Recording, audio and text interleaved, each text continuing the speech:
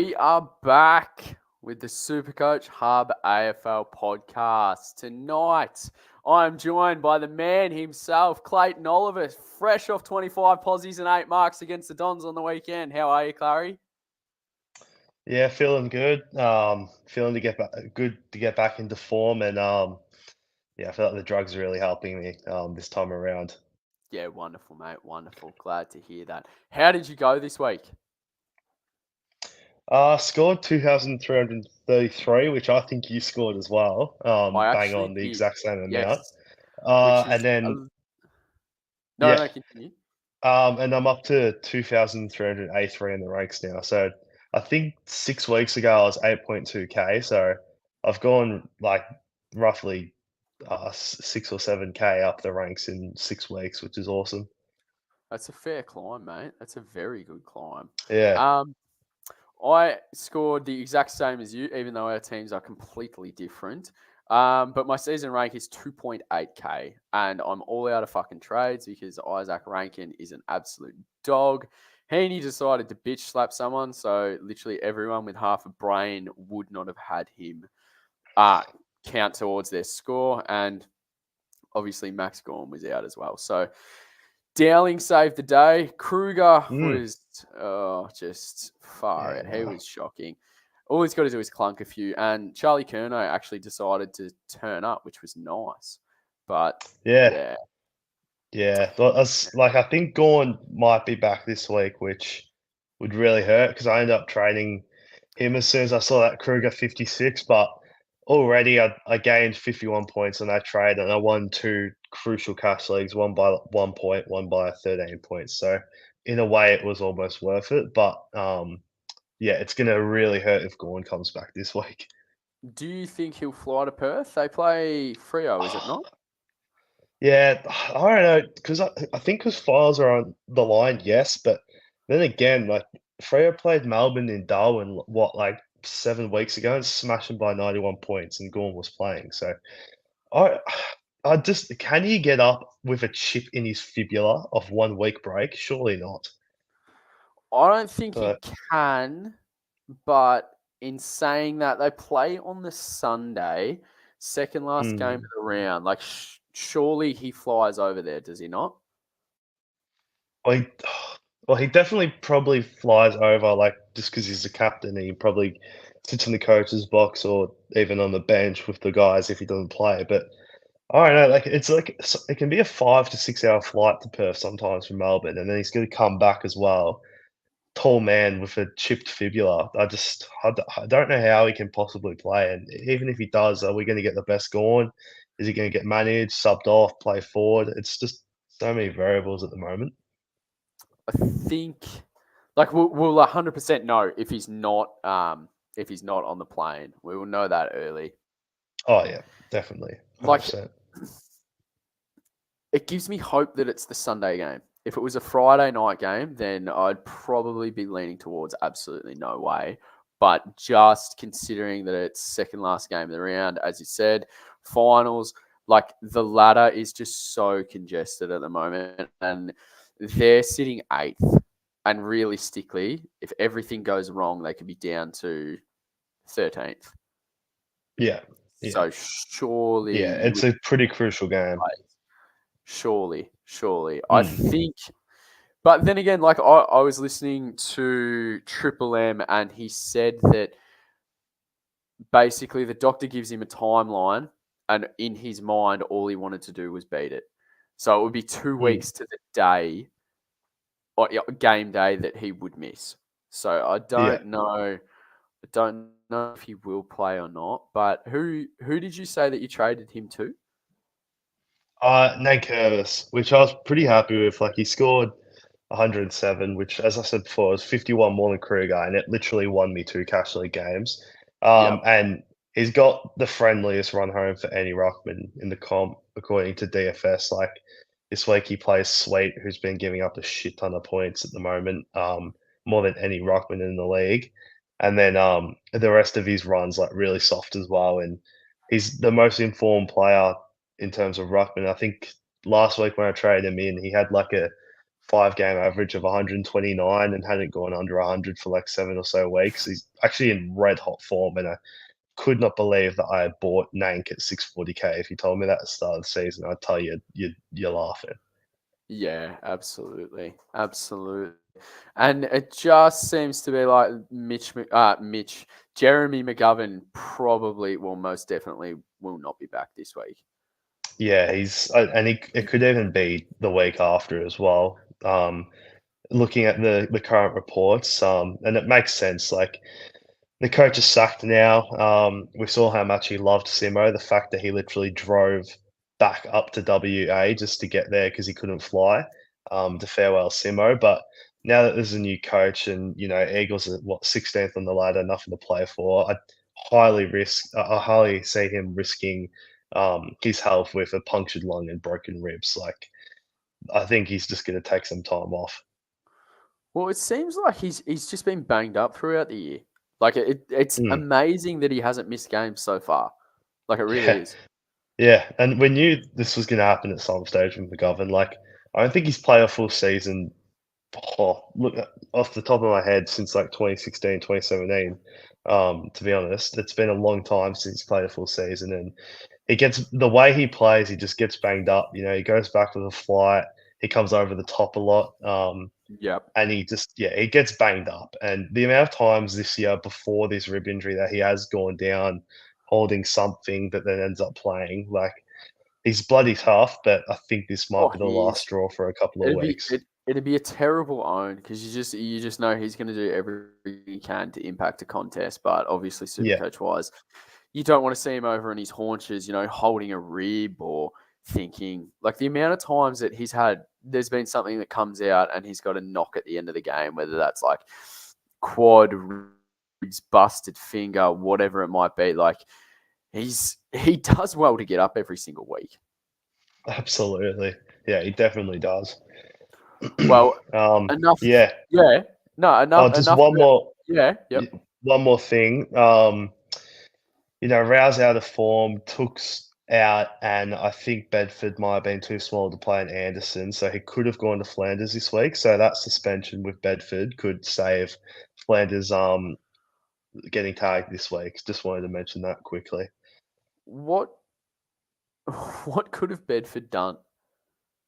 Oh, yeah, those both Charlie Cameron and Bedford's 3-weekers should have been 3 0, weeks. and Like I cannot believe they're it. not just 1 week. 3. Yeah, it's ridiculous. I cannot believe it. Yeah, Like, yeah, the did game's Jesse pretty cooked. Hogan not punch a bloke in the face?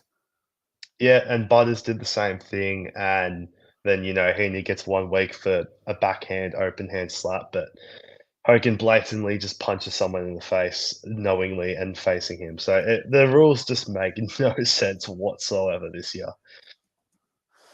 I just like when I saw that they'd been given, like obviously they challenged, but initially I was thinking, maybe a week for Bedford. Charlie gets off. It was just Hmm. I don't. Is Bedford just not meant to tackle in that instance? Like, have you Oh, not been told from juniors to pin the arms? yeah, God knows. Like every single player that's come through since maybe the last 10 years is pretty much anyone in the AFL at the moment that didn't debut within the last 3 years was taught as a junior how to tackle, and that is the way that we're taught to tackle. So I don't know what's going to happen in the future. Someone said on the radio today, which I found a bit funny, that it's going to get to the point where they're going to suspend players for kicking goals and hitting someone in the crowd in the head. It's going to get to that point. That's how bad it is. Obviously, he was joking, but it's just it gets worse and worse every single year. The stuff that you can get suspended for, and I'm all for this argument that you should still be able to win the Brownlow if you get suspended. If this is the type of shit you can get suspended for, It's just like I don't know about you, but when I saw the Bedford one, I genuinely thought that the incident was coming up in the next bit of play. yeah, yeah, Like I just I didn't understand. Like it didn't click straight away that like that is the incident. Like I was waiting Mm. for the next stoppage. Like, has he done something? Has he decked him? Has he punched him? Like what's happened? And then the clip just cut, and that was it. Yeah, I'm lost. I honestly I couldn't be able to pick any type of ruling anymore with suspensions. It's just random every single week. So who? Obviously, Giants have Gold Coast this week. Yeah, So and then I think it's a pretty irrelevant run in terms of Supercoach players. I think in there the last game they do have Hawthorn, so those that have Will Day, obviously they might get lucky there, and Will surely Day he'd be doesn't get too big for him. tagged. Surely. Yeah, but I don't know because Will Day's tall, but he still is skinny. I know he's a bit strong, but and then the other matchup they have is Melbourne. So whether you even bother with going to Oliver or you just go to Viney, with no Don't Petrarca, even waste your obviously. fucking time. Yeah, He is it's dead probably set useless. yeah. So looking at it, it's probably Rao, or Flanders this week. Then the next week, Viney / Oliver maybe, and then probably Day. So it's really Yeah, irrelevant. It'd be Real really tag good if it himself. yeah, He's shit, yes. And then yeah, obviously, Oliver or Viney, I don't like. You wouldn't even waste your time. You wouldn't waste your breath just telling him to tag Oliver because he's yeah. fucking useless as well. And then you're right. Who do they have round 22? They've then got. Oh, I highly doubt he'd be able to tag Neil. Don't think he's going to Yeah. tag. Well, he's run So home. yeah, Yeah, his run home's probably looking like Neil, Sarong, and I reckon he goes to Treloar because I think Bont is just gonna monster him. yeah, I agree with that. I agree. That's if Trelaw's not injured. Like, Yeah, unfortunately, true. Yeah. um, yeah. Well, I know we're getting on into the season, but mate, can you please kick us off with the market summary? I assume it's going to be a fair bit of flipping premiums, so to speak. Yeah, well, yeah, the trade out numbers have never been so low. I remember the first couple of weeks I was doing this, I was saying like 3,000 blah blah blah teams in the top 5% have traded out this player, but there is now in the top five not a single trade out amount more than 286 teams. So definitely Wow. decreased a bit, but the fifth most traded out player is a player that I've had twice this season, and I don't know how I ended up with him twice because I never really rated him. I said before the season he's probably going to get dropped at some point, and he pretty much did last week coming back from injury. But Zachy Fisher, 216 teams in the top 5% have traded him out, and yeah, that's there's still 37.1% of teams that own him in that top 5% bracket. Whether or not they have trades or not, I have no idea. But yeah, he could honestly play VFL for a few more weeks because on the weekend he really wasn't that impressive. 27 touches, 0 tackles, 0 goals, and those touches were probably all uncontested. So yeah, he's a trade out if you got trades for sure. Did you expect him to come back in last week? I actually didn't. I actually did not. I was saying all week, when people were talking about hopefully he's fit, I was saying even if he's fit, I honestly don't think he comes straight back in purely because McKercher had just come back in. He dominated.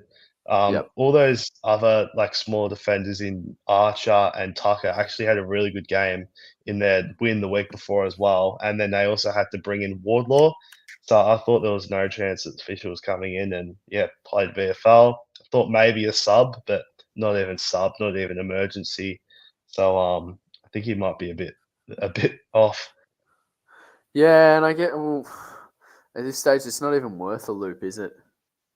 No, you don't want Like, you 503K sitting on your bench. Like, that nah. is literally it can get you, a really good forward. Obviously, I've actually got no idea who it can get you at the moment because 'cause I'm not in the trade market at the moment, but you could get some pretty decent players around that. Like Luke Jackson, 491K. You could do a lot worse than that for a Mhm. downgrade from Fisher if you don't have him. Yeah, no, I agree. I agree. I actually expected him to come back in when it was announced that he's back into like full team training. I thought, well, he'll just slide back in, but Mm. clearly I was completely wrong about that. Completely Yeah. wrong. Who's next, mate? Next is someone that those trading him out, if they didn't do it last week, should probably just hold fire now because he's a chance this week. But Maxi Gorn, 219 teams in the top 5% of trading him out. Obviously, we're talking before that he's a chance to come back in this week. If not this week, it's looking a lot likely that he's only going to miss the 2 at a maximum. But then at the same time, a big guy at that size, how quickly can he recover from a chipped fibula? And when he does recover, does he go back to his best straight away? These are questions that we don't really have answered. And a big factor that I traded him out was the fact that even before that injury, his most recent scores were 179. So 179, sorry. So Yeah. he was actually kind of slowing down to start with, but yeah, yeah, I completely understand the hold. 49.6% still have him in the top 5%, and I wouldn't be part of those 219 teams trading him out this week with him really a No, big chance to play. not this week. Nah, it had to be last week. Like obviously what you did, mate. Mm, Yeah. No, I completely get that. If you still hold Gorn, if you still have Gorn, you hold him. yeah, Yeah, absolutely. absolutely. Who's next, mate? The next one is one of the best cash cows of the year, which I missed out on. And he was sub on the weekend, so making sense why people are getting him out. Biggie Bruce Revell, 240 teams in the top 5% have traded him out. And yeah, his numbers are now down to 11.7% in the top 5%. Obviously, coming off that sub game last week and scored an 8 the week before that, 36. So Yeah. time to move on. Brucey Revell, if you got the trades in the bank, it could have been good cover with that mid forward swing, especially with all the carnage we've had with Fisher and Heaney and the likes. But yeah, it's probably time to move on with that sub vest. Clearly going around him at the moment. I don't need to add anything more to that, mate. Yeah. Well, the next one is causing a lot of people a lot of headaches. I think you might have him as well. He Oh, likes to fuck eat grass. me. If 257 this, teams this, are trading him out. Matt oh, Rao. I'm gonna let you just talk now. this, in a way to put it nicely, I won't just blame him. It's Mm, blame isn't purely on Matty Rao because some of the blame goes to Rankin because Rankin took priority to get out of my team than Rao did. I was willing to go down to 0 trades not to see MRL in my fucking team, and then Rankin decided to be an absolute dog and obviously gets oh, suspended.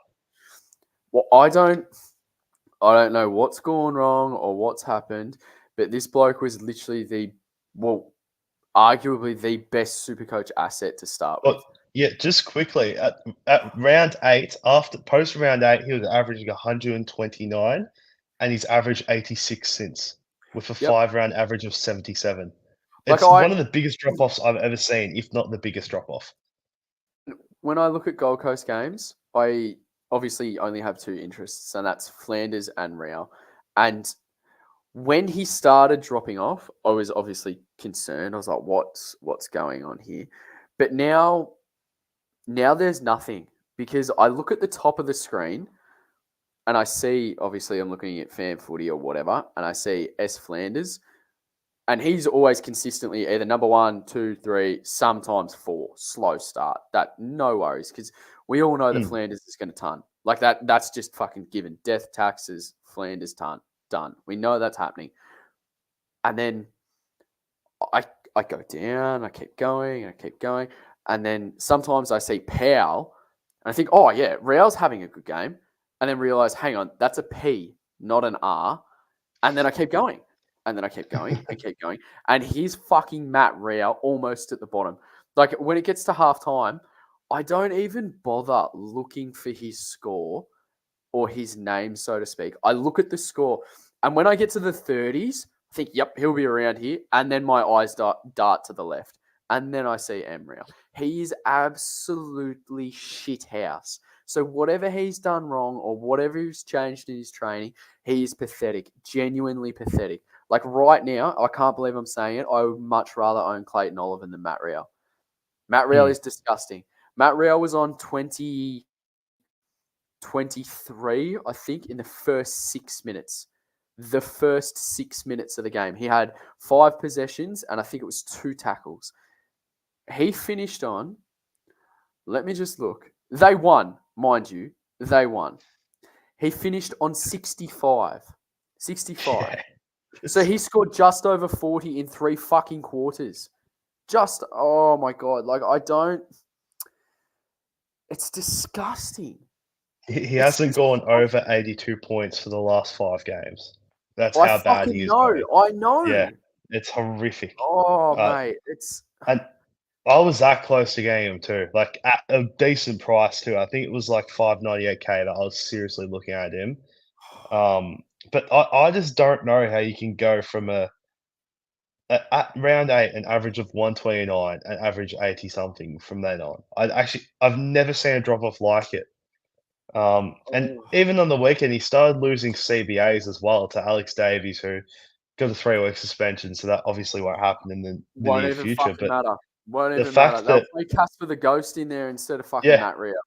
but Oh. the fact that his game that the Matt Rowell we've known for his whole career is inside mid. The fact that he's not getting CBAs and being chucked on the wing and half forward, which really does not suit him at all, is just crazy. I've never I, seen this type of drop off. I don't know what he's done or what they're trying to turn him into, but right now he's a steaming pile of shit. Absolutely, I Can we completely please agree. move on? Oh yeah, absolutely. And then the most traded out player in the top 5% is another one of the best cash cows, but unfortunately did it on his second win when I didn't have him anymore, and that's Alex Sexton. 416k, 283k made in the end, so really good. 286 teams to trade him out, and obviously that's because he got dropped to the VFL on the weekends. Yeah. Would have been one of the best 23rd primo. Well, I say primo lightly, 23rd man to swing between defender and forward. But yeah, everyone that had him is unfortunately unlucky. Now that he's in the VFL, and I don't think he's going to get back in anytime soon. No, it's been weird because obviously he got to 180k, then he was dropped, he was just banished and never seen again. Then he come back in and he was fantastic. Yep. Yeah. So yeah, and you say that he got to 182k and we traded him out. I was one of them that traded him out, and he ended up getting to a peak of 426k, which is just absolutely ridiculous. The opposite to our one of the biggest turnarounds of the season that I've seen. He didn't go below 82 for 1, 2, 3. He didn't go below 82 for 6 weeks, and didn't go below 80 for 8 weeks in a row. Fantastic. So yeah, he Absolutely was amazing. unbelievable. Yep. That defender forward status as well would have been just absolutely crucial with the amount of carnage we've had lately. So yeah, again, really unlucky for any of the teams that actually had him when he got dropped to the VFL. Yeah, I jumped off him, I think, when he just hit 400k, and that was it. I was very happy with that. And then, yeah. Yeah. Well, we'll move on to the most traded in. Again, the numbers aren't that very high. The most traded in players, 301 teams this week in the top 5%. But we'll start at number 5, and it's a player that's now in 77.6% of top 5%. I don't own him. I know you own him, and every single week he's been a player I've backed against purely because of that high ownership. But Luke Jackson, 211 teams have traded him out in that top 5%. Traded him in, sorry, in that top 5%. Yeah, I don't know about trading him in, especially with Darcy back from that concussion this week. Like we've seen those two. Those 2 spike scores came in the last 2 weeks when Darcy was not playing, and then also got concussed early in the game. But before that, with Darcy, he went 72, 66. A 67 was in there as well, alongside a couple of decent scores, 98 and 115. But yeah, 3 sub 75 scores with Darcy in the last few games he's played with him. I would not be trading him in at all. He's been in my team from the very start. Yeah. Like And I cannot believe that. Like and he's been fantastic cover. He's done literally everything that I've needed him to do. Like it's been so handy through the buys, blah blah blah. The only annoying thing is sometimes he starts games so hot. Like he'll be on 40 at quarter time because he's kicked a snag and he's had a few hits. Might have had 6, 7 possessions, laid a couple of tackles, and then like full time 83. Yeah. So like he's I don't know what he's to a player expect that from him. scores and Yeah. spikes. Yeah. And it's just, sometimes it's just so annoying because like you think, Jesus, you're on today. Even on the weekend, I know a few people actually VC'd him. But they obviously lost the game because of that late Sicily charge. But 116, 20 posies, 31 hitouts, 6 tackles, only for 116. Like, that could have easily been a 130 plus if obviously Freo went on with the game. Yeah, so absolutely. He's clearly capable of it.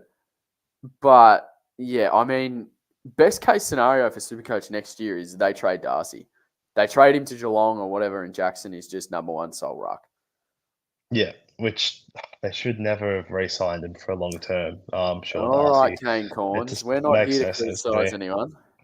Yeah. It's just I've never been a big fan of 2 rucks. Like even SM with with Draper and Goldie, I hate it every time we do it, especially when you've got 2, 3 key forwards up front and then the key defenders as well. You're just way too tall. I just don't think it makes sense in this game at the moment, unless you got a really good ruck that is also really good up forward. Jackson, it could be a really good forward soon, but I don't think he's there just yet. Like I think in that Fremantle forward line, I think Amiss and Tracy are overtaking him in terms of goal kickers and better key forwards. And I think he's as an actual forward, I'm pretty sure he's averaging like just below 1 goal a game or only just above. So until he becomes a better forward, then I don't think it's going to work. And I think he's still a few years away from that. Fourth most traded in players, Gordon, 211 teams in the top 5%. Obviously coming off that big 140 against North Melbourne. This one with Parker back, I know Parker was sub, but he played a really dominant, quick fire, crucial game, Parker. I think with Parker back, Haney back from suspension and already that stacked midfield, I think at 595k price, I think Gordon's just going to play too much wing. So I'm not sure about the trade in 211 teams, but what's your thoughts coming up against Brisbane this week? One of the better midfields in the comp, as the Swans are, but I don't know. I think you could go someone else. I mean, you could, but like, I own Gordon, and I was going to see him, but I went Bont purely because, which was a fucking kick in the face anyway, because he was shit. But purely because North were very restrictive to midfielders. Just looking at that, and I thought, okay. But Gordon, he gets that much of the ball. Like the amount of times in a Sydney first quarter, you watch the first 15 minutes, you don't notice him that much. You check the scores, he's had 9 possessions and he's on 33. Like because he's on the ground so much and his tank is just so elite, I don't think you can go wrong there. Like I would, if you don't, you'd have to weigh it up. Like who do you not have in the midfield? Like if Gordon's the last piece, then you're probably fucking flying, honestly. Because how much is he? 595k. So like purely because it doesn't start with a 6, that just screams value for me. And I know it's literally 5k off 600,000, but like, are you buying? I think he's worth the 40k over Walsh. Yeah, I'd agree with that. I'd take Neil over Goulden at the moment. I'd probably What take about a Rosie versus Gordon? Rosie just that little bit cheaper. I think 40 What are you K doing with cheaper. the 60K? Yeah, at this point in the season, you probably have one or two trades left, so you're probably just going to have that cash sitting there on the bench. Exactly. Like I've Oh, got no trades left, and I've got 110,000 in the bank. yeah, yeah, So no, I think you just go for broke there.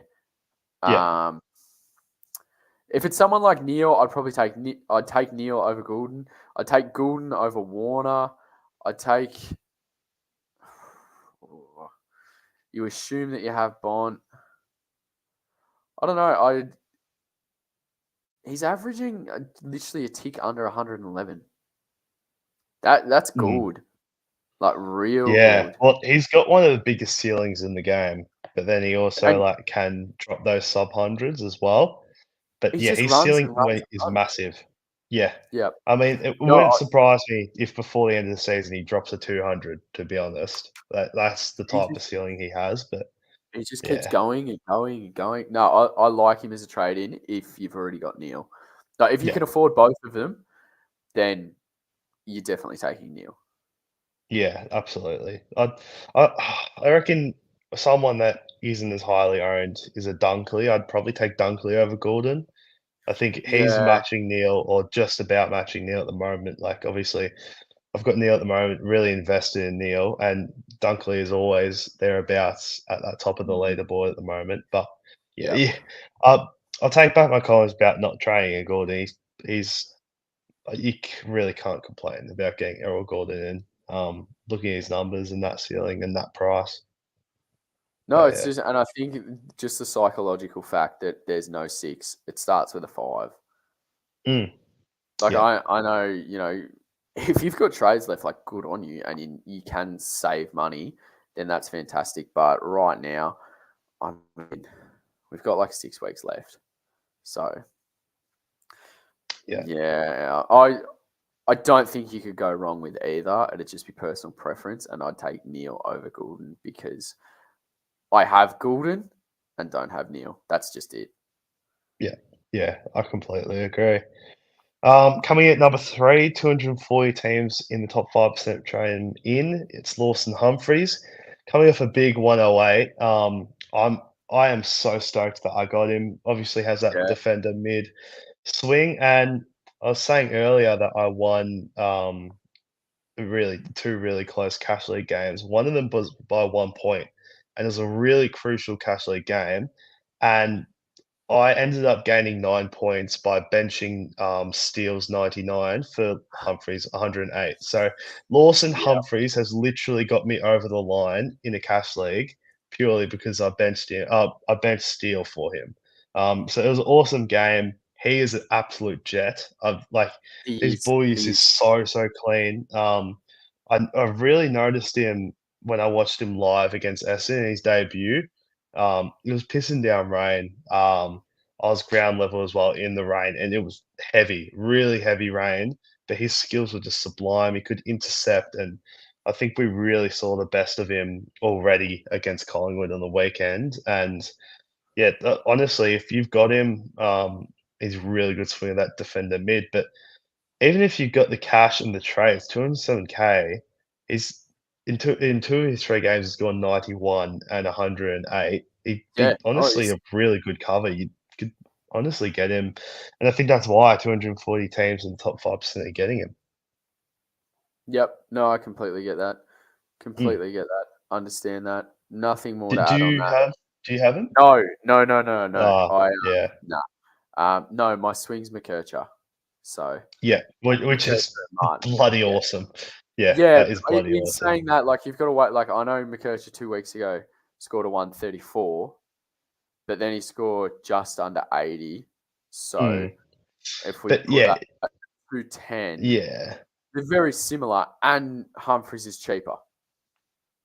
True, true. But So I guess yeah, someone in your case that actually had the cash to do it. I think McKercher, if I had the cash, I had the trades, I'd actually way prefer McKercher as that swing than yeah. I mean, like Humphreys. Yeah. and what Jeremy Cameron said as well. I think it was post. it was a post-game interview after they beat the Pies, how he said that he's genuinely not sure which is his dominant foot. Yeah, Like if you're yeah, confusing, like well, I know there's yeah. no Hawkins, but if your lead up forward doesn't know which foot you're most dominant on, like that's a fairly high comment. Mm. And So I he just don't know uses it how. well. Yeah, and I just don't know how Geelong keep plucking these players, man. Like, Oh, from um, East Bumfuck, Idaho. Yeah, yeah, no. like this is a first year player that was picked 76. And by the way, I've seen a lot of people ripping into Kane Corns, how he said during the trade period that Geelong becoming as hard to deal with as Essendon, purely because Mackie was haggling over that pick 76 in that Radigalia trade. But look at it now; they got Lawson Humphries out of that, and if Ridiculous. which at the time I remember as well. I'm pretty sure I ripped into Mackie for haggling over pick 76. I was like, "Come on, mate! It's Radigalia. Why the hell do you want 76 attached to this deal as well?" And to get Lawson Humphries, it just shows why Stephen Wells is a genuine guru when it Oh, comes to plucking absolutely these he guys is. out of nowhere. Yeah, he's Unfortunately, the cunt unbelievable. is. Yep. Yeah, Nah, I yeah. agree. Who's next, mate? Next is one of my absolute favourites. He's been unbelievable the last 4 weeks. I've had him for three, and it's Jai Caldwell. He's now up to 570k. I'm pretty sure in the last 3 weeks he's made like 80k. 272 teams have traded him in this week. He's got Adelaide, who on DFS are a really friendly matchup for inside midfielders, especially when you know that the attention's going to be going to Zach Merritt. But yeah, his last 4 weeks, 115, 127, 134, 110. He is in ripping form. He's got those CBAs. Parrish's return's imminent, but as I was saying a couple of weeks ago when I was on the pod, Caldwell averaged 100 with Paris this year in 6 games. So decent sample size. And Parrish yeah, will be he's injured in just half a game awesome. of footy. Oh, absolutely. But yeah, if you don't have Caldwell, and as we were talking before, you got that Zach Fisher or something like that, and you got the cash, then I think Caldwell, if you don't have those big three, is the absolute priority at the moment. Did He's a you gun, and yep. did you see What that he was that? trained away from the main group today? I did. I did. I saw that. Obviously, you got to wait for teams for that, but yeah, the person that posted that, I really, really trust. He goes to every Essendon training session with a camera. His name's Charlie Dons on Twitter. Yep. And he took a photo of Caldwell, so he had photographic evidence of Caldwell sitting with the trainer on the sidelines. But yeah, I think today was a light session anyway. So if he doesn't get up for the captain's run or anything like that, that's when the alarm bells will sound off. But following Fair. Essendon this year, there's actually been following Essendon this year, there's been a few times that players have been on the sidelines at training and then play the following week. So I think he should be fine, but obviously it's a big caution. Yeah, I mean, absolutely, absolutely, and I like how you said like it's a reputable source, not some peanut off SEN saying that Dan Mm, Houston's yeah, not going to play, not going to play. absolutely, That was absolutely. fantastic. All right, next one, mate. All right, the most traded-in player. I love him, and he went so under the radar until he started bursting. It's Lockie Neal. Oh, 301 teams to trade him in the top 5%. His ceiling is just unbelievable.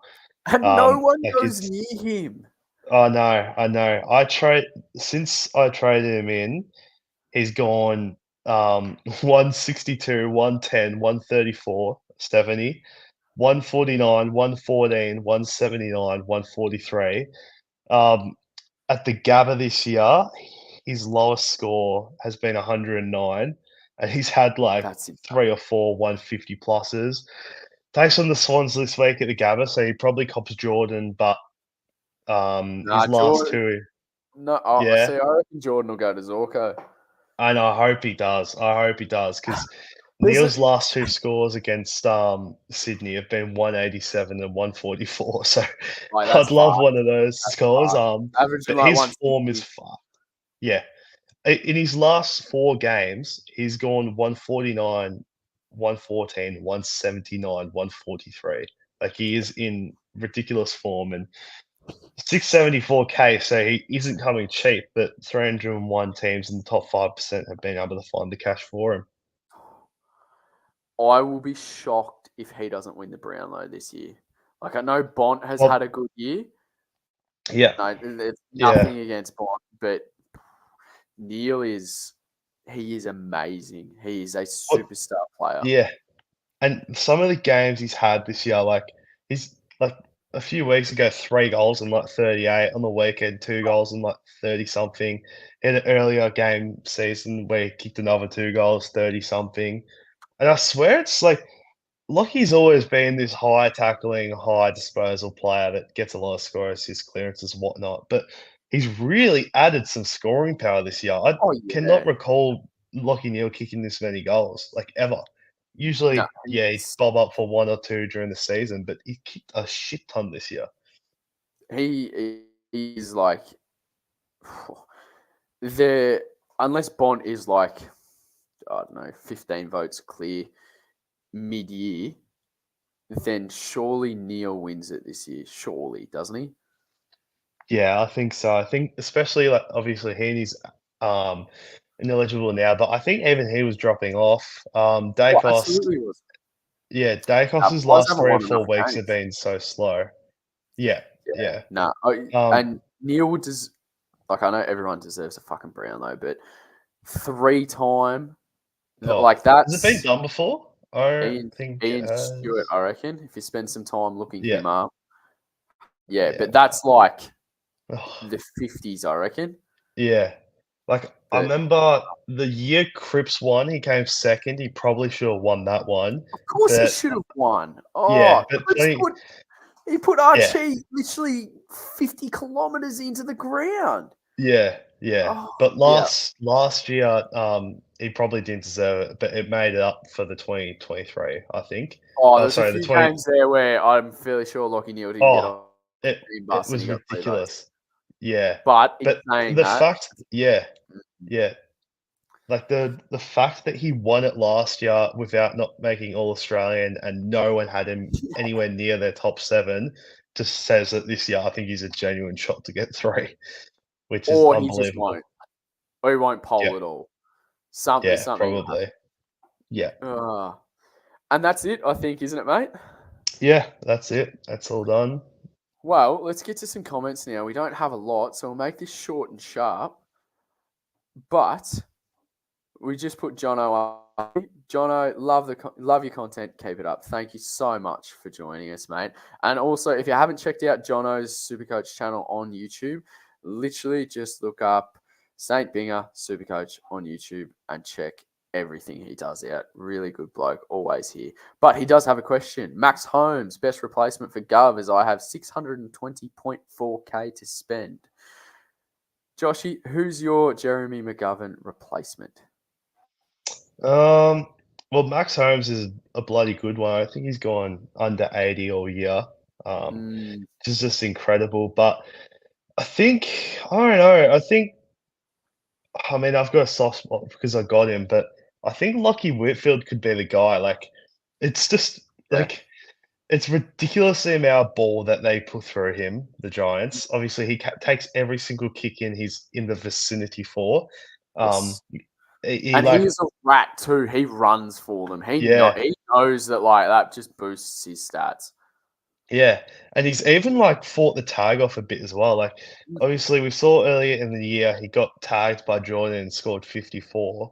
But second time around 4 weeks ago, he got tagged again by Jordan and scored 105. So he's almost learnt how to get rid of the tag as well. Like, we'll have a look since round 9, he's gone 100, 112, a 69, but then 108, 134, 105, 117, 107, 113. So since round 9, he's dropped under the ton once, and the amount of ball that's going through him, the amount of uncontested sessions he gets, yeah, he's a gun, like in terms of Supercoach. And Holmes has been really good, and as I said, he hasn't gone under that 80 all year, but he does drop below 100 a fair bit, like those 80s, 90s. But yeah, Whitfield is just super consistent, and looking at his run home, Gold Coast, Melbourne, Hawthorn, Brisbane, Freo, and Dogs, none of them have a defensive forward that I think can run with Whitfield. And he started tackling as well. Yeah, yeah. And So, even yeah. like obviously owning him, I'd look at him closely, and I think even he started taking a few intercept marks. Like I think that was one of the big things. The second time round against Sydney, I saw him take 2 contested intercept marks, which we know how much points they go for, and it really helped him alongside his kick-ins to actually ton up against the tag. Yeah, no, absolutely. I mean, I really like Yeah. Mac Holmes. So I Mm. mean, personal preference at this end of the year, honestly. Like, you make a strong case for Whitfield, but do like Max Holmes as well, and I don't think you can go wrong with either of them. Oh, definitely not. Next up, we have Arthur Mungrel. Who's cooked more, the match review panel or Bronny James? Yeah, I got nothing here. That's the bronze kid. Is that right? Yeah. I don't His follow question. NBA much, but Nah, neither do anyone I. that's on a yeah, but anyone that's on Sorry, an NBA salary can't be cooked. yeah, absolutely. Absolutely. Embit of Joel. Now, oh my goodness, Matty Rio has cost this keen listener, a top 100 chance. Absolutely. He's absolutely Yeah. fucked him. Yeah, geez, him and Clary would be fighting it out for the biggest absolute muppet of the year, I reckon. Surely. Yeah, Uh, I agree. yeah. Yep, absolutely. Or at least you don't own him. Jono also wants to know who is someone you want to lock in for next year. A few names per line, please. Right. Defense, purely it will be Sheasel, Dacos. Do you reckon Dacos gets that DPP though next year? Good point. I don't know if he does. Has he had too much That will bid be time? interesting. That would be interesting. Yeah, No, you make yeah. a good point. He probably doesn't, honestly. And because I think they go off the most recent part of their season, so I think even Sheasel could miss it because he's just played so much mid the second half of That the would year. be terrible. That would Yeah, be terrible. If Aaron but Hall comes Flanders back, will get it. yes. Yep. Yeah. No, Flanders is elite. Flanders 100%, which is going to be so shit because he won't be forward, obviously. Mids would probably be. I think you've just got to go Bont again. And Yeah. I think Neil's average will. Oh, his average will suck a lot in, but I reckon like he'll be 32 next year. I think I wouldn't want to start him at that price at 32. I think he's more someone that I'd want to trade in. see Yeah, how he goes. Yeah, no, I yeah, get that. As long as their names aren't Clayton Oliver or Matt Rao, I couldn't give a shit. Like, I get PTSD yeah. in the app and seeing them. And in that midfield, I've pledged to myself for the next 8 years, I'm picking Zach Butters to start the season. He's just, Yeah. I love Yeah. watching him, and he's just that good. No, I agree. Yeah. Who would your ruckman be? Well, I don't think I actually like. I think given how many options there are now, I don't think I'd go Gawn to start.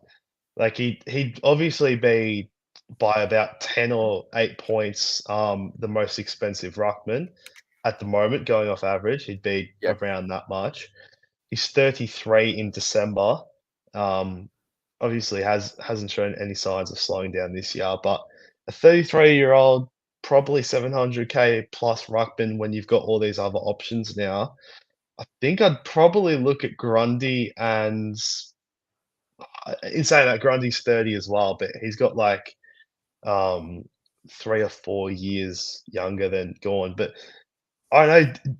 Jerry's Sherry? average 112. Yeah, he's average Yeah. 112 this year, and he's going to be 24 next year. Like, do you go him? Like, he's right in the prime. Yeah, and then like a lot of people would probably say De Koning, but I could just never do it with Pitternet there. If they trade Pitt in an absolute lock. Yeah, that'd be massive. What about Sam De Koning? Sam De Koning, no, but he'd have defense status, so maybe he'd be good up there. But Mm, I know, I'm not sure if Sam De Koning just yet. I want to look at what Geelong do in the off-season in terms of the rucks, and also, I don't know, I think he's just so important down their back as well that I think next year they'll settle him down back again. Obviously, a premiership defender at like 20 years old.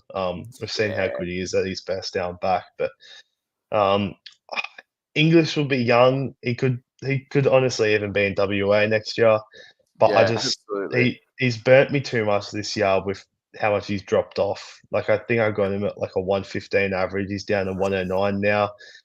Um, and Use the then last boost on yeah, it. yeah. So looking at it, I probably could roll a Grundy Sherry. Honestly, Yeah, yep, probably and gonna there'd be be nothing Grundy and wrong with Sherry. that. What Yeah. about forwards?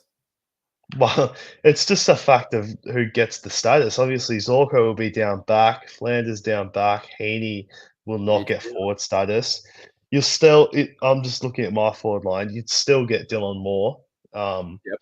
so Dylan Moore would probably be a look in. Like this year, obviously, no one started him because he had that glandular fever. I know he made it round one, but Mm, his averages, I think his average is so low because in the first 5 rounds, he had scores of 44, 59, and 56. And I yeah. think that would have been a massive factor to the glandular fever. And to still have a 94.7 average with those scores in the first Oh, five, he's done I so think, well. yeah, I think he could definitely be someone that does push that 98 to 100 next year. So probably Dylan Moore.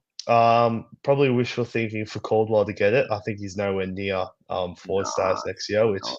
sucks. And then obviously Jackson will have it too, but I wouldn't want to go anywhere near that. What I'm hoping, it would be really nice if Parker for the rest of the season gets full games and plays a fuck ton of forward, because then you could get Parker Or next year. Callum Mills?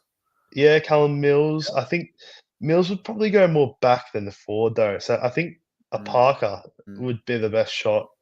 Um, and just to watch, this sounds rogue as hell because of like how shit his year's been in terms of VFL and stuff. But just to watch if Caleb Daniel gets out of the Dogs and gets to a team that actually genuinely rates him at like 28 years old, we've seen him go 90 plus that Mason many Brown times. reckons that he's a lock to come to the Pies. But Caleb Daniel at the Pies could average 90 plus, and he'd probably Mm, be yeah, he'd be like 300K or even lower with what his average yep, has been this year, how yep. many games he's played. Like, and he'd have that forward mid status or forward whatever status. I think Oh, he is a massive watch. you know Yeah, who is a huge lock who's that? up forward? Bailey Smith playing full-time midfield Oh, for the yeah, Cats or the Hawks. yeah, yeah, yeah. Yeah, no, Absolutely, that's I forgot about that absolutely one. Bailey Smith. Oh, Yep, no, so 100%. I just sent out a tweet about that quickly. maybe 3 weeks ago, and I've literally just remembered that. Yeah, absolutely. And yeah, I've just quickly looked at Daniel here. He's played 10 games this season for an average of 47, so he could genuinely be like 250, 280K Perfect, next year. perfect. And yeah, but it has to be at another club. If he's at the Dogs still, Mm. no. Or Bevo, they sacked Bevo. I don't know, but they seem Yeah, to love him. but yeah, But we're yeah, talking. Yeah, we're talking about a guy in Daniel who started the season 518K. yeah. And in 2023, he averaged 92.8 for the year. So 250, 280K. It could be like that year that we got Cogs at that type of price. Oh, Um, ridiculous. yeah, Absolutely ridiculous. so Um, he's the watch. yeah, but Bailey Smith is my biggest lock in Supercoach Oh, next year. absolutely. Yeah, I Like, agree with that. 100%. Embit of Joel, Nate's obsession with terrible North defenders must be studied. Aaron Hall and Fisher. I love Aaron Hall. Anyone that has ever interacted with me knows that Aaron Hall is literally my favorite Supercoach asset that there's ever been. Absolutely love him. Um, yeah, just a superstar. And Emmett of Joel, worth using a trade of Rao to Clary, mate. If you've got trades left, my God, you are absolutely joking yourself. JRD, Green created a motivation track with JG's voice to G him up. Joshy, you can take this on. Yeah, well, I'm tempted to give him another spray because how the fuck can you score 93 from 37 touches? How the He fuck, went. He how the went fuck at does that happen? 13%. 13% disposal efficiency foot. Yeah. 1 out of 8 kicks hit the fucking Yeah. target. Yeah. So 37 touches, 15 of which effective with a 40% Yeah. disposal efficiency and 13% bar foot, and 7 clangers. Like you look at the raw numbers, you see 7 tackles, 37 touches, and you think, oh, this guy's gone 150, 160, 93. Seriously, and against Richmond as well, who have been the easiest team to score against this season, for inside mids. It's just absolutely ridiculous. You can't even blame the tag because the tag was on Cornelio until he got injured and they just dropped it altogether. So Because they know that he's not going to yeah. do anything.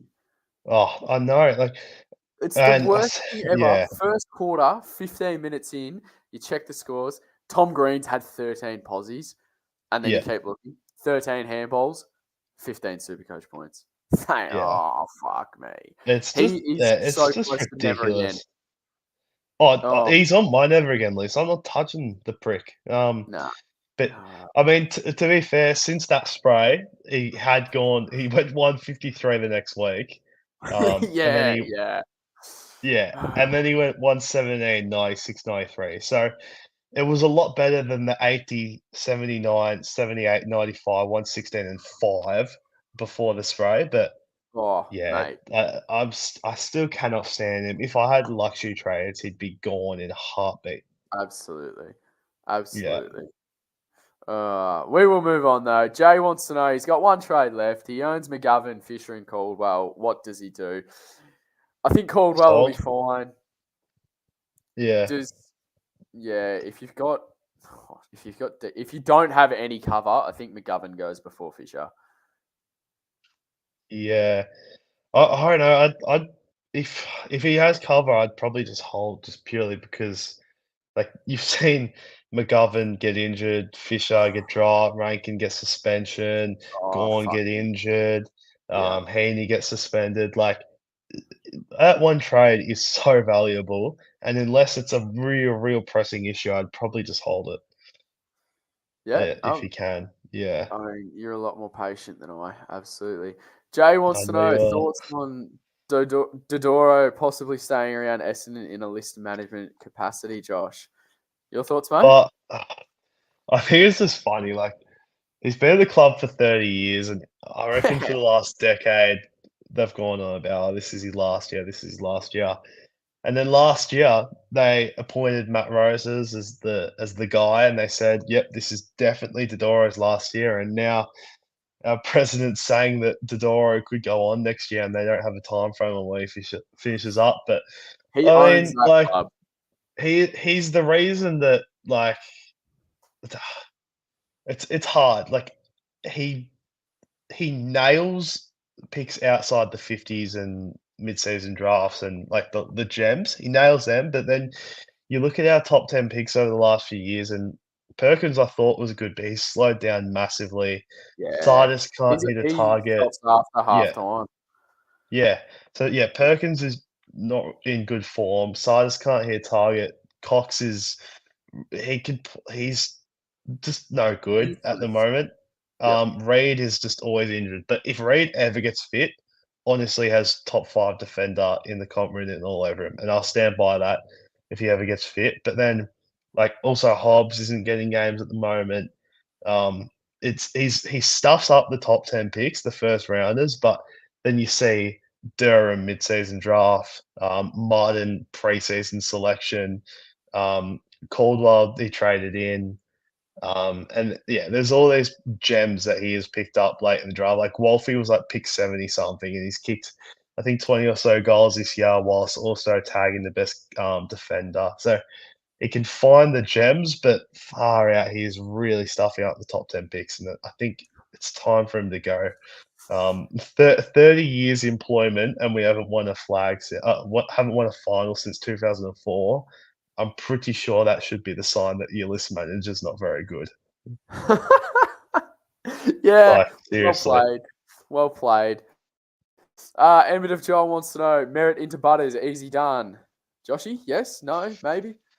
I've been looking at VC and Cs, and obviously I said before Adelaide are one of the easiest teams to score against inside mids, but they have been tagging the last few weeks since Neil taught them a new one a few weeks ago. They have been tagging, but I don't know, Merritt and Marvel, I think he's still a really good VC, especially on the Friday night, especially after we've just come off a loss. Yep. I think I could definitely see a 120, 130 from him. Butters, I looked at heaps as well against Richmond. He's got an elite record against them. I'll get it up just quickly. His last 3 games against Richmond, he's gone 104, the least recent, into 158, 175. And that 175 was this year against Richmond. So they've been leaking points, but again, they've started tagging now Jack Graham. So I'm still a bit worried, but I think the best option could also be Bont against Geelong. Geelong haven't Yeah. tagged that much this year. Um, Bont's record at GMHBA is actually really good, and his last 2 scores against Geelong have been 146 and 141, and that 141 was this year as well. Decent, So good yeah, scores, aren't I they? Yeah. think yeah, I'm looking at Butters, Bont, Merritt, and if I knew Neil wasn't going to get tagged by Jordan, I'd be all over that at the Gabba. But yeah, there's nothing wrong with Merritt into Butters. I don't think, but tags are just the worry. Yeah, no, I completely get that. Completely get that. Wrong one. I think this is in reference to starting players for next year. I mean, Oliver's going to be value. He actually is. So, I mean, there is a good chance I could start with the prick again. Yeah, I mean, it's just purely for the value aspect, and at least I'll have 40 trades, unlike 0 this week. Yeah. And I think Emmett of Joel also says English has been so soft this year. Joshy, do you want to elaborate on that, mate? I completely agree. I don't think it's so much soft. He just looks disinterested. And, the talk that you see in the media is that he is going to stay at the Dogs. But when I watch him play, I think he's already on the plane to WA. But the reports just keep coming out that he's going to stay Dogs, going to stay Dogs. But yeah, um, Embiid's right. He's just, yeah, he looks disinterested, soft, and I don't know if he's carrying a little niggle, but I think the writing was on the wall a couple of weeks ago when Bevo started Darcy in the ruck Yeah. against Port. So yeah, Opening I bounce don't went know up. what's going on. Yeah. Yeah. And our last question, mate. Oh, I've got no idea about this. This is for you. Thoughts on NGA rules changing this year, allowing Essen to pick up Isaac Kako? What the Yeah, hell does well, that mean? Isaac Kako has been in our Next Generation Academy for I reckon I reckon 6 or so years now, and obviously the rules are that clubs in Victoria they can't match their NGA academy players if they're taken within the first 40, and Kako's likely top 10 pick. So we were no chance to pick him until today. Kaltumi came out with an article saying the AFL is proposing that there is no restrictions on clubs matching NGA players anymore. So we could be kissed on the dick just like the Dogs a few years ago when they got Jamara at pick 1 and get Isaac Kako, who is a small forward, quick, and literally is the player Essendon need if we were to pick anyone. I'm seeing Bede in the chat right now. He's a Saints fan, a Swans fan. And Yeah. it is funny on the tweet about Essendon getting Isaac Kako, a Swan that I quote tweeted, a Swans fan piped up about it, and they've had Golden, Heaney, Blakey, Mills, Campbell, that Caden Cleary that came through this year, that Caleb Mitchell. So many good players for that academy. They're the Yeah. last pricks that I want to see complaining about this because it's the amount of players they've got. And then all the northern academies, like all those teams can't complain. Like GWS, for instance, got Tom Green. Gold Coast got what was it? Gold Coast got Jed Walter, Jake Rogers, and Ethan Reid all from Yeah. this year. Like Yep. it's only the Victorian clubs that have the restrictions. Oh, sorry, WA as well. They could have got a few good players. I think Freo West Coast were tied to that Lance Collard that went to St Kilda this Yeah, year. and he's going to But get suspended. Things yeah, we don't need around here.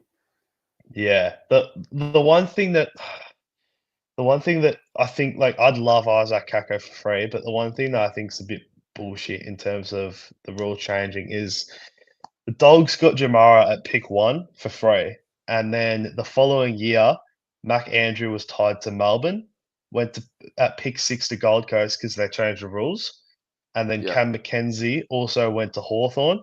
He was tied to St Kilda.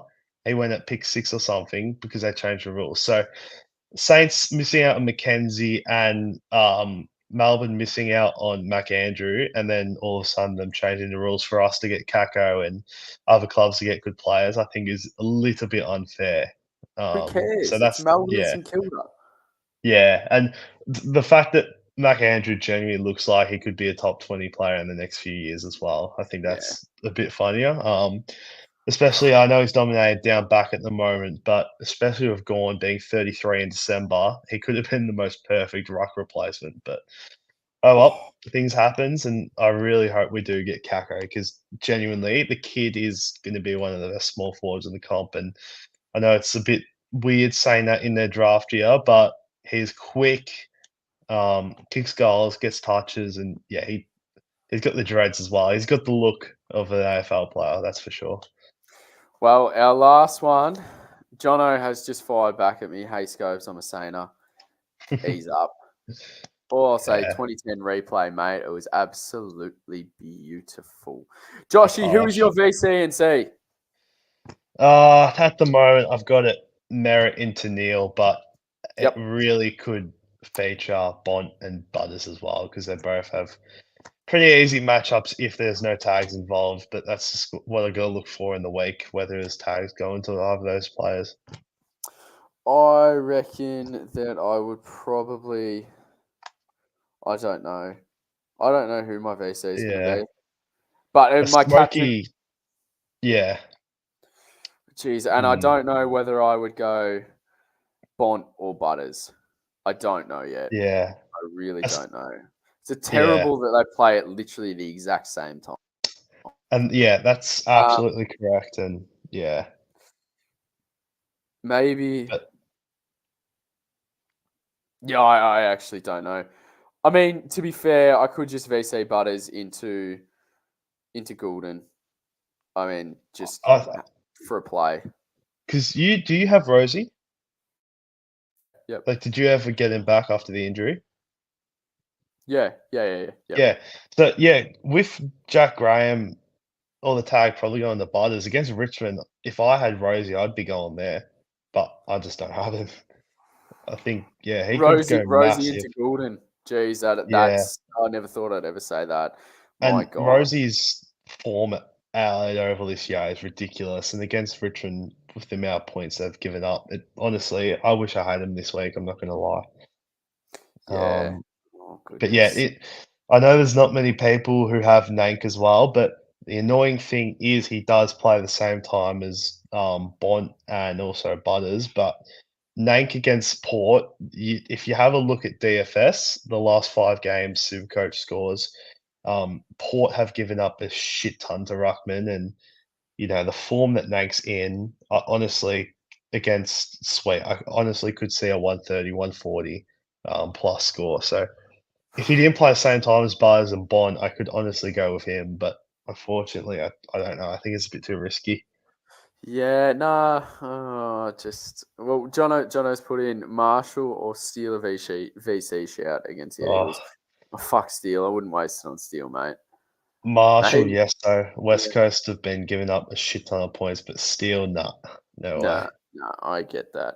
Yeah. That's going to round us out. Thank you so much to everyone that's joined tonight and literally all the questions that have come through. You know where to find us. Find us on Twitter, X, whatever you want to call it, Facebook, Instagram, Spotify, YouTube.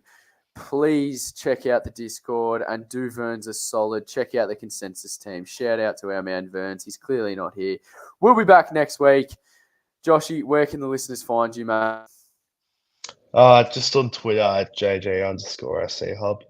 Perfect. You guys, you can find me at Scoby_SC Hub on X. Shout out to the boys at Honeyball for thank you again for sponsoring us. Live updates throughout the games. They have the quickest updates on injuries, team lineups, everything like that. Quotes from presses, everything that you need to be successful in fantasy sports. Have a great night. We will be back here again next week. Hopefully the Pies have a win on the weekend and hopefully Essendon lose again.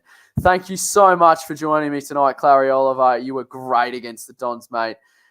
And thank you to everyone that joined in. We'll be back here next Tuesday night, same time, same place. Thank you very much.